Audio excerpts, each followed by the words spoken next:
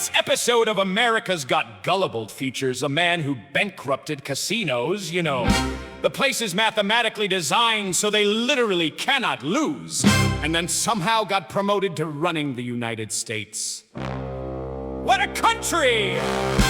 They say in every gilded joint, from Reno down to Rome, the house will always win because the math is set in stone. The odds are all in favor of the man who owns the floor, yet somehow one orange outlier still managed to go poor. He slapped his name on Taj Mahals along Atlantic shore, then watched the profits hemorrhage till they padlocked every door. The slots went dark, the lights went out, the high rollers were done, but sure you thought, let's hand this guy a whole republic just for fun. Now gather round, my dears, and hear the tale of Donald J., a self-declared Versailles, a Vegas mogul of the spray. He builds a gaudy monument, inflates the debt, then walks away, while everybody else is left to pay and pay and pay. He had a Taj in Jersey where the chips were supposed to rain. Instead it bled $1 million plus a month. It's right there in the Plano public record, thus confirming that this genius with a very stable brain could lose a house of rigged roulette and still complain. He's filing chapter this and chapter that like it's a charm, calls bankruptcies so smart. What? While towns go broke from all the harm. It's easy to be fearless with somebody else's chips, just ask the folks in Atlantic City watching all their wages slip. So if he can't run a casino where the odds are locked and legal and obscene, why on earth would you promote this losing dealer to commander, legislator, and big wheeler?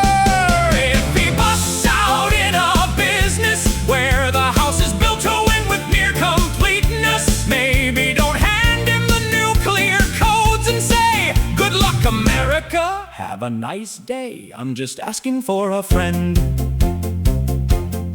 He tanked the Trump Taj Mahal, he tanked the Plaza, y'all. He tanked the Marina, it's a pattern, not a fluke. He strutted off with fees and fame while workers took the hit and blamed and called it very brilliant on the news, the brazen kook. The Fed said hi about that cash that sloshed in every slot, slapped him with a tidy fine for laundering quite a lot. Yet somehow he persuades the crowd he's business Jesus, rich and proud, though every spreadsheet screams out loud his empire's mostly rot. He tells the press the world's a casino. Gee, what a line from the guy whose chips ran out in 1989. But facts are such a pesky bore, so roll the dice just one time more and hope he doesn't trash the floor like every house he's undermined.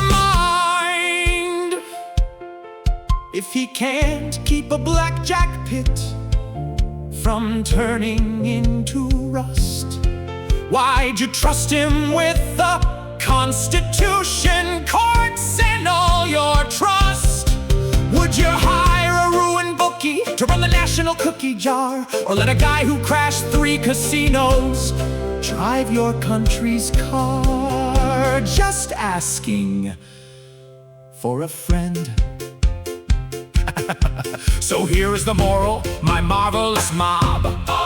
If a man can't manage a fixed odds job, where every table's tilted to the boss's side by law, yet somehow he still tanks the joint and walks away in awe. Perhaps he's not the wizard that his branding claims he is. Perhaps the stable genius thing is just his favorite fizz. And maybe, wild suggestion, when the stakes are this immense, you don't elect the guy who bankrupted the very house of common sense. Dealer calls, no more bets, democracy's on green. You back the man whose losing streak is practically routine. But hey, if you enjoy bad odds and endings that offend, by all means, go all in again.